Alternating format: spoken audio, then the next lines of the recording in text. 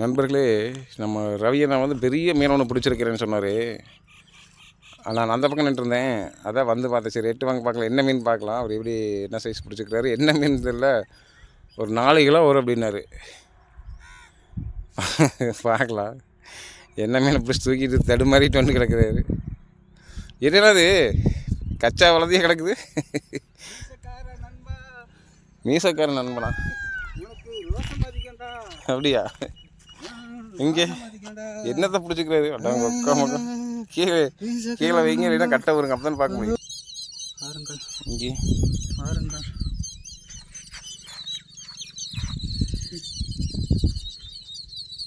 சரிதான்.